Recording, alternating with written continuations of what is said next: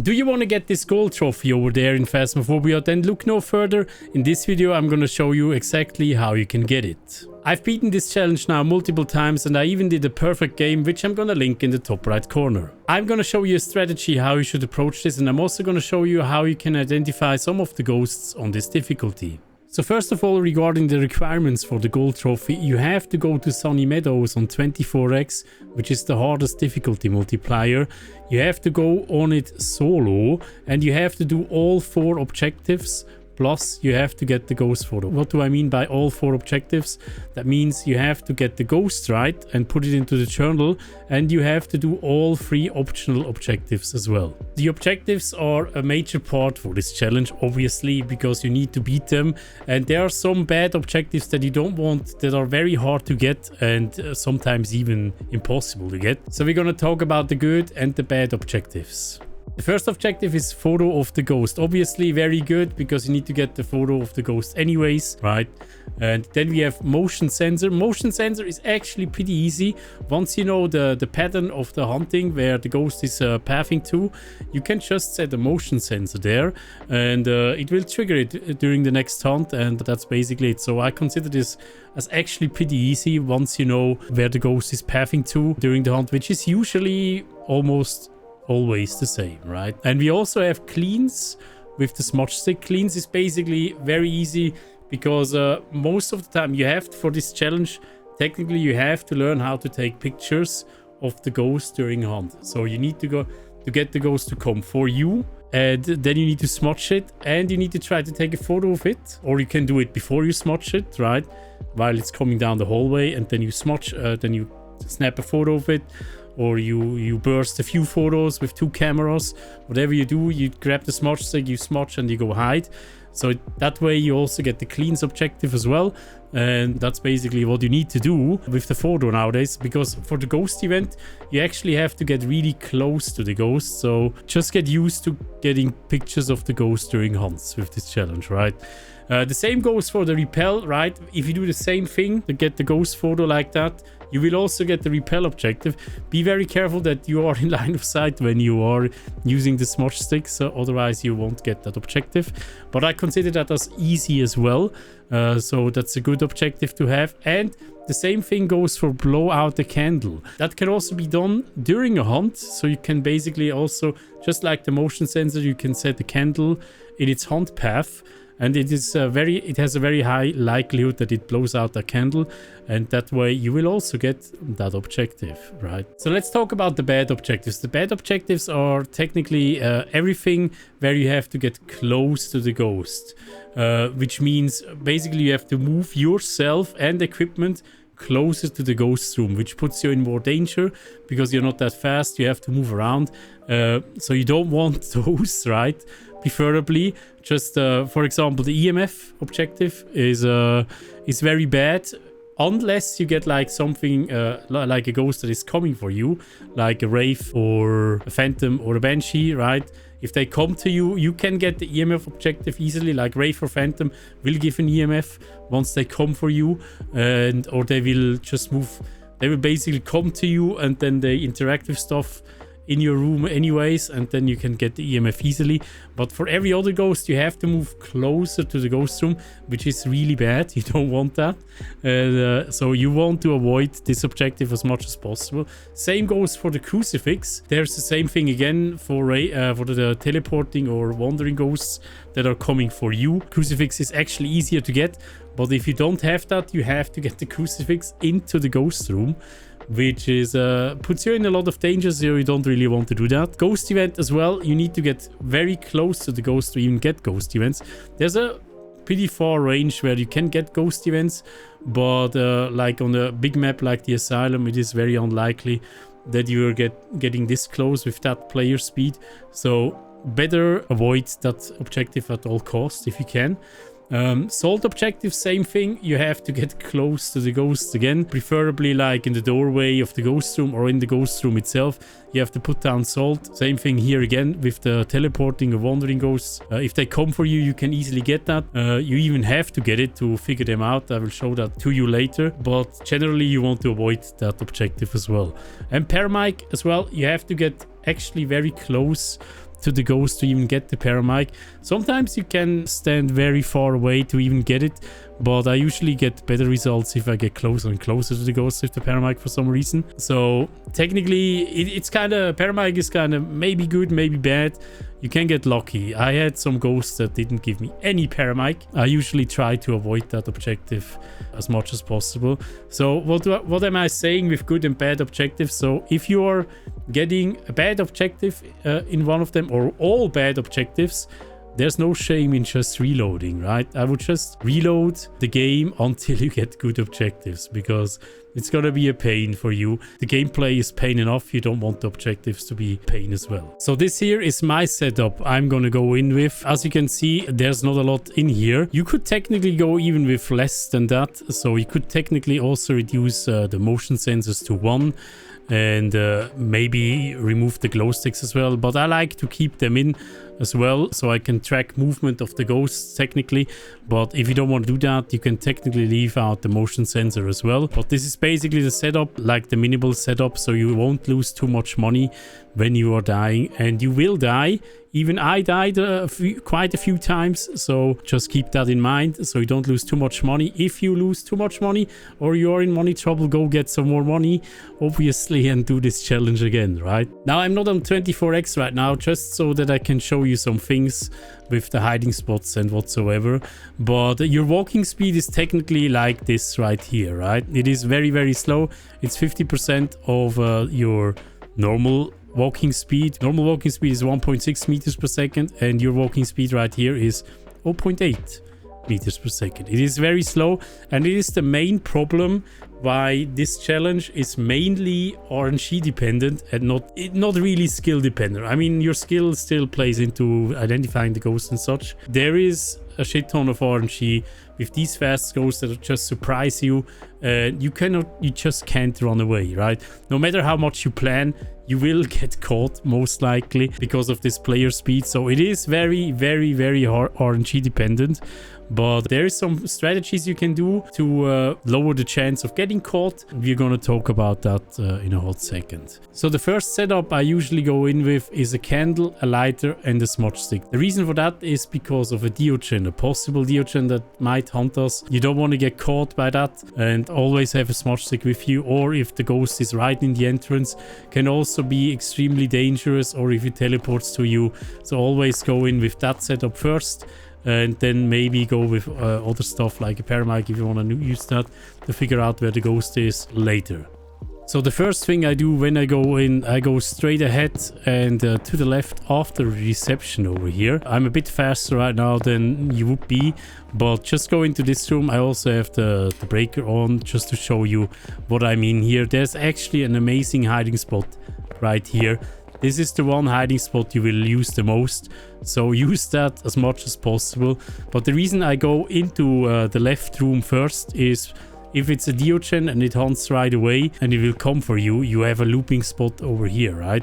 You will still be slightly faster than a Diogen. Diogen is running at 0.6 meters per second on this difficulty, you at 0.8 meters per second, so you can still outrun him. He will be on your butt literally, so you have to be very careful running away from it at this speed, right? But you can loop it around this table. If you have a light as well, you don't really need to use the smudge stick, so just do that and you should be fine, right? So for the first hunt, I usually sit here and I wait for the ghost to hunt to see where it's actually at, right? Usually you want the ghost that is very close to the entrance. I'm gonna show a map right here where you want this ghost to be. If you have a ghost that is all the way at the end of the wings or all the way in the kitchen or so, it would be not a shame to just reload, to be honest, because it's gonna be very hard for you to move your equipment over there. Just keep that in mind. If you can't hear the ghost like immediately or fairly close to this, then I would just reload. If there's a chance that it is a ghost that is very easy to identify, if you have that, if you have a ghost that you can immediately identify just by listening to the footsteps, then I would probably even continue to do it, right? If you have easy objectives that you can do across hallways, if it's like very close to the end of a hallway of the wings, then you can still do it, but usually I would just reload. It saves you a lot of hassle. The other reason why you don't want the ghost all the way at the end of a hallway on the wings is because of the hiding spots. Because the more you are actually in the open, the more likely you are to get caught. So you want to actually use the hiding spots that you have. And this actually has 0 hiding spots, this challenge. But you still have some hiding spots at some places that you could use. They are not 100% safe. Not even this one is 100% safe. You can still use them, and you should use them depending on where the ghost actually is. So I'm going to show you some hiding spots that you can use if the ghost is in certain areas. There's not a lot of them. These are the ones that I usually use if I have the ghost in certain areas. So I quickly reloaded back in and gave myself a little bit of a higher walking and running speed so I can show you the things, right? So this is the reception over here, and if you go into this room over here, right to the right side, this actually also has a good hiding spot, but I got caught here several times because apparently the ghost can roam here pretty often, so I wouldn't use it too much, but you can use it if you need to, right? And the other hiding spot I usually use if the ghost is more to the right side, or even if it's all the way like in the washing area over there on the right side, right? Not in the kitchen, I usually just reload. But if you have it like in one of these rooms over here, you can hide in this room here. This is actually pretty good behind here. I usually even take ghost photos when it's coming down the hallway, and then I just rush into this here. But this hiding spot is pretty good. You can also use this one here if you need to move a little bit closer to the ghost, right? So these are the hiding spots I usually use on the right side. There's not a lot of hiding spots in here, so I would probably just reload. If I get a ghost on the right side, female wing or downstairs wing, I usually just reload because it's not worth the hassle. There's actually no real hiding spots here. The good hiding spots are all the way at the back. You don't really want that at this player speed. The other hiding spot I usually use over here in the chapel is actually also pretty good. Like if you get the chapel ghost, this might be an option for you. Right here behind the piano, you're actually safe as well. Not 100% safe, of course, but it is actually also pretty good to hide here. Let me quickly go to the left side over here. Where I would hide here is actually in the wing itself over here. First door to the right behind this bed here. Let's quickly go downstairs, and I'm going to show you another hiding spot I would technically use, and this is this one over here right under the stairs.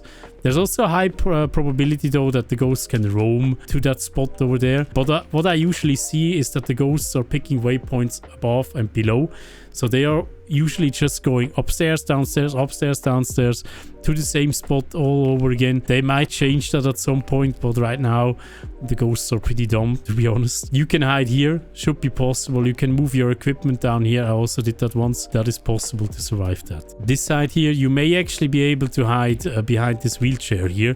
It actually does block line of sight, so you can hide here if you want to. There you can also hide downstairs in this section here.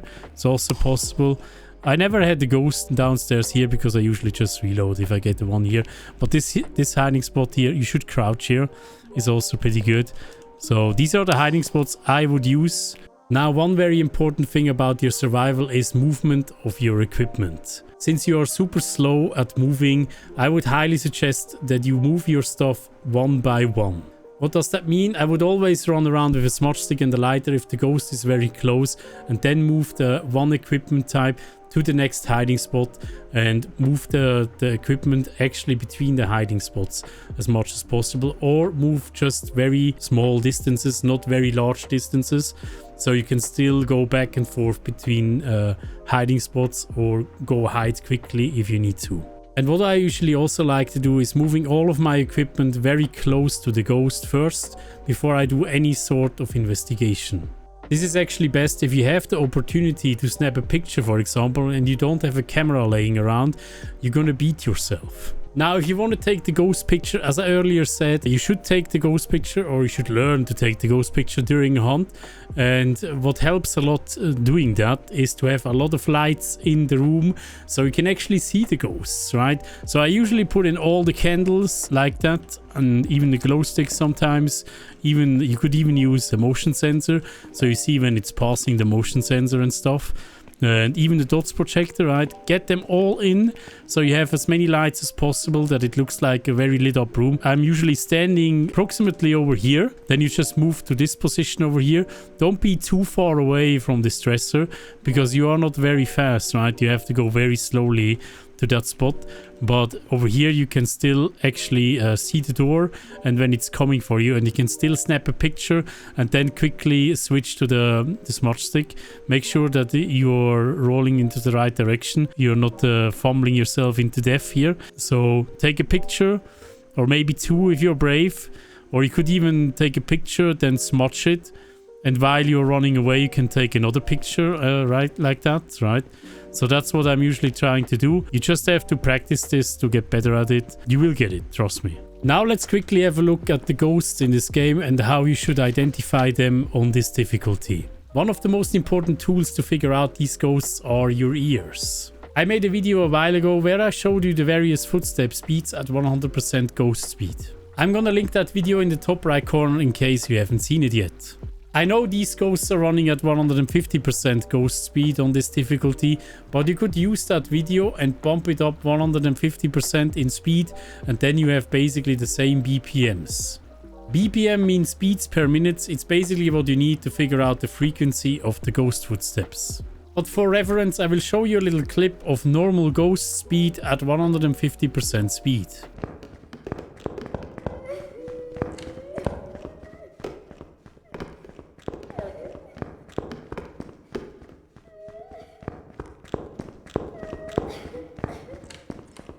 So that was the normal ghost speed that you can use as a reference. So if you hear this ghost footstep frequency, you can rule out the following ghosts. You can rule out the Moroi, you can rule out the Diogen, the Fae, the Twins, the Hantu, and the Revenant. If you want to know how you can figure out these ghosts, you basically just have to go to my other video with the footsteps that I linked before. Because you can figure out the ghost type just by listening to the footsteps they are emitting. Now from the ghosts that are left, there are some ghosts that you don't want to get on this difficulty. And those ghosts are as follows. For one, we have the Mare. The Mare has one behavior: once you turn on a light switch, it instantly turns it off. It does very rarely do that though, so it's almost impossible to get it on this difficulty. Because you have to hang out near the ghost to actually move the light switch up and down. And hanging out near the ghost on this difficulty, you are pretty much dead. The other ghost you don't want to get is the Uray. For the Uray, you also have to hang out near the ghost to actually see its ability of it closing one door where it's at. The same goes for a Shade. To be able to test the Shade, you have to be in the same room as the Shade. If you are in the same room as the Shade, it cannot interact with stuff anymore and it cannot hunt anymore. But if it's not a Shade, this strategy is pretty much your death. So you totally don't want to get this ghost. The same applies to the Onryo. To test an Onryo, you have to get a lot of candles into the ghost room. And you have to constantly light them up again to see if it's blowing out them consistently. So testing an Onryo on this difficulty is extremely dangerous. I would not recommend it. Figuring out the Jinn on this difficulty is pretty much impossible as well. The only way you could technically figure it out is by laying down an EMF at the breaker, and you are also very close to the breaker. Then the EMF would go off once it uses its sanity drain capability. But usually you are not near the breaker and the Jinn is also not near the breaker, so you can completely forget that test. And then we have the usual two, which are the Goryo and the Obake. There's pretty much no way you can figure out those two other than guessing. Mind you, by the time you're watching this video, they might have added stuff to the Obake, Goryo, or even Jinn to help you figuring them out on this difficulty. But generally, I would say if you get one of these ghosts, or if you are left with one of these ghosts, I would just completely reload. You will get a lot of money even by doing some of the objectives, so just leave and reload back in. Now, one of the ghosts that could also almost be on that list is the Poltergeist. The only way for you to figure out the Poltergeist is by listening to what it throws during a hunt. If it throws like a ton and is juggling with items, it is most likely a Poltergeist. Now, to rule out a spirit on this difficulty is pretty easy. You just smudge it and you see how long it takes for it to hunt again. Normal ghosts have 90 seconds where they can hunt again, and the spirit has 3 minutes until it can hunt again. With the demon, it's almost the same thing as with the spirit. You also smudge it and you see how fast it actually rehunts. because the demon can hunt again after 60 seconds when you smudged it. Mind you should do this test multiple times because there's not a lot of time between 60 and 90 seconds. So to make sure that it is actually a demon and you get it to hunt below 90 seconds, you should do it at least 2 to 3 times. If you have trouble smudging it, by the way, try to smudge it right at the end of a hunt. The smudge cooldown still applies if you smudge it during a hunt. A hunt on this difficulty normally takes 1 minute. So try to smudge it right before the 1 minute is over, and you should also have a good test. The way you could also check a demon is by its hunting frequency. The demon can hunt after 20 seconds again, while all other ghosts can hunt after 25 seconds again. So try to check with the light switches how fast it actually rehunts. And if you didn't know that, you can use the light switches to figure out if it's hunting or not. If you can move the light switches, it is not hunting, and if you can't move the light switches, it is hunting. Testing an Oni now has become pretty easy, you just have to get it to you. The Oni is now basically the opposite of a phantom, it is visible for a long time during a hunt. The Oni can essentially be seen for longer periods between the blinks. So it should be very easy for you to snap a picture of the Oni. The other way how we could rule it out is if it is very close to you and it does a ghost event like that mist ghost event that you know, and that mist is coming at you and it's hissing at you. If you get that ghost event, then it is not an Oni because Onis cannot do that.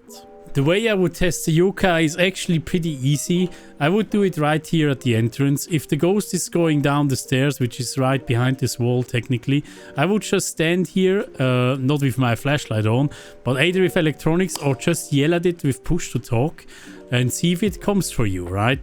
If you feel like it is coming for you, just go quickly hide again. You don't even need smudge sticks or anything. You can do it without that, right? They can basically only hear or sense your electronics at 2 meters range and less, while all other ghosts have 9 meters sensing range. So they are basically deaf, so to say, right?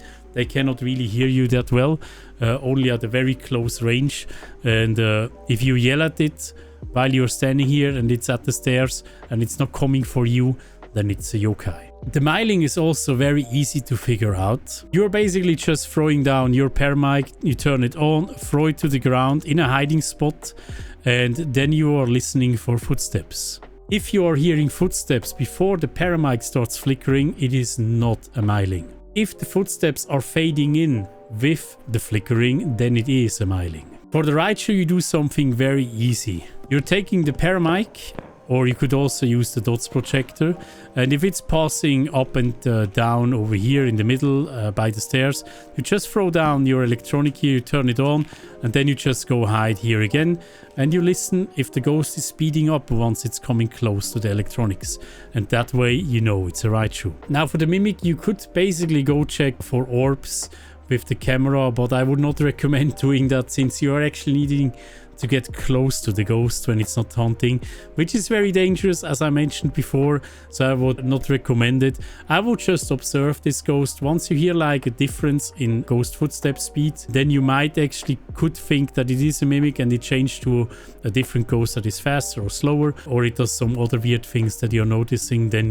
I would go with mimic. That's how I would actually do that. Now let's talk about the last 3 ghosts over here. In my opinion, these are the most dangerous ghosts you could get for this challenge. But they are also pretty good because they are easy to identify. All of these 3 ghosts will come to you, and they will come to you a lot. The Wraith will teleport on top of you, and the Phantom and Banshee will wander to you. Now why is this dangerous, you might ask? The ghosts on this difficulty have a 0 grace period.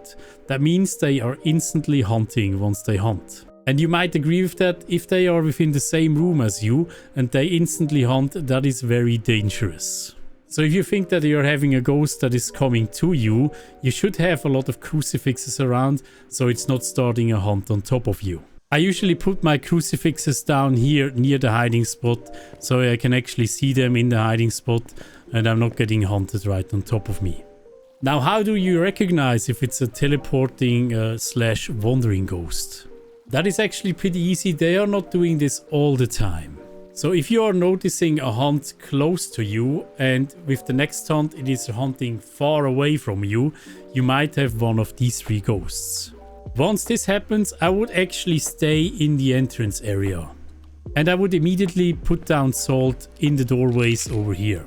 You can also put down an EMF reader over here to see if it's actually getting an EMF once it teleports or wanders to you. The Wraith as well as the Phantom are actually giving you an EMF once they come to you. You could also put one salt down over here, and if it's a Wraith and teleports on top of you, if you're hiding back here, it has to walk through the salt if it wants to get out. The ghosts are usually working like that. Even if they are coming for you, they start wandering around in the room where you're at. They also will start interacting with stuff near you. So once you had the ghost that walked into salt, you can take a picture of it right over here. And if you get a photo that says footsteps, it is not a Wraith. Now this actually might be a bug that they may gonna fix soon, but for now you can just take a picture of the footsteps and you know if it says footsteps, it is not a Wraith. The other way how you could check, as soon as it walks into the salt, you could take the UV light and just see if you get UV light footprints. If you get UV light footprints,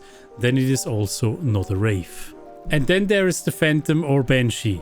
So you could sit there with the paramic and listen for the Banshee scream, but I would not recommend doing that. Since the Banshee is always coming to you, hanging out with a paramic around it is not a very good idea. Especially because of the 0 grace period. If you have the paramic out and it's in range, it's gonna kill you instantly. So the easiest way to figure out which one of those you have is by either taking a picture of the ghost, and if you don't see glitching on the photo, then it is a Phantom. The Phantom will also disappear on your photo. Or you could also just see the blinking during the hunt. If it is visible way less, so basically the opposite of an Oni, then it is also a Phantom. Once you ruled out a Phantom, but you're still not sure if you have a Banshee or one of the ghosts that you don't want, you could basically just wander around the asylum and see if the ghost is still following you. So if you're far away in the asylum in one of the wings and you suddenly hear something or it's blowing out your candle or whatever, then you know it is a Banshee. So this is the best way to beat this challenge. Let me know in the comments how you beat it and what ghost you had or what you would do differently. Thank you guys for watching and I hope to see you in the next one. Bye bye. Oh, all these patrons. Thank you so much guys for your support. Mwah. Big schmouts.